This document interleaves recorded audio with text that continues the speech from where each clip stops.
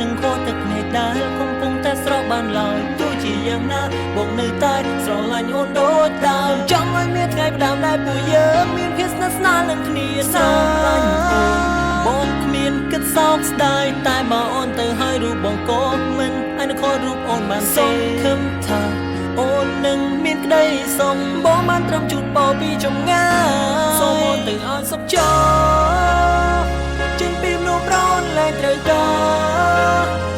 រូបបងនឹងថាបងមិនសរសមនឹងអូនទៅបងប្រំដល់លែងឲ្យអូនទៅរកមនុស្សប្រោដែលអូនគិតថាសរសមនឹងរូបស្ងួនត្រឹមឃើញនឹងនួនមានស្នាមញញើមជាមួយមនុស្សប្រោដែលអាចប្រកេសងខើមឲ្យទៅអូនជារៀងរហូតបានតួយ៉ាងណាអនុស្សាវរីយ៍យ៉ាងរលីអស់បើសិនជារូបគេមាននោះបងចោលស្ងួនត្រូវចងចាំថានៅមានរូបបងដែលចាំតទួលមានមេចាំជួបទឹកដេកដែលស្រស់ហូរដោយសាររូបគេគិតថាបងជាមនុស្សទីមួយដែលស្រឡាញ់រូបអូនជាងគេណាស្រឡាញ់អូនបងគ្មានគិតសោកស្ដាយតែបើអូនទៅហើយរូបបងក៏មិនអនុខរូបអូនមកសេគិតថាអូននឹងមានក្តីសុំបងបានត្រឹមជូនក៏ពីចម្ងាយសូមអូនទៅឲ្យសុខចោចេញពីរូបប្រោនលែងត្រូវការរូបបងនឹងថាបងមិនសរសមនឹងអូនទៅបងប្រំដល់លែងឲ្យអូនទៅរករូបប្រោដែលអូនគិតថាសរសមនឹងរូបស្ងួនត្រឹមឃើញនឹងនោមមានស្នាមញញើ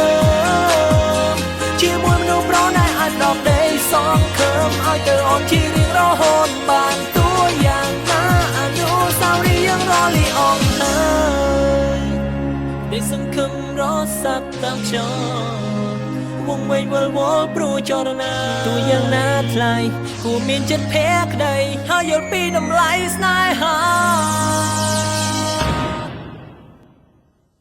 សូមអូនទៅឲ្យសុខចោចេញពីមនុស្សប្រោនលែងត្រូវការរូបបងនឹងថាបងមិនសរសមនឹងអូនទៅបងប្រំដល់លែងឲ្យអូនទៅរករូបប្រោដែលអូនគិតថាសរសមនឹងរូបស្ងួនត្រឹមឃើញនឹងនួនមានស្នាមញញើម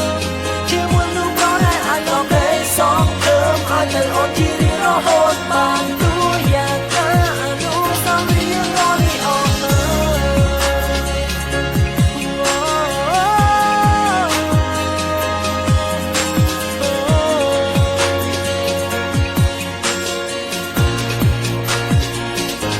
សូមអូនទៅឲ្យសុខចោ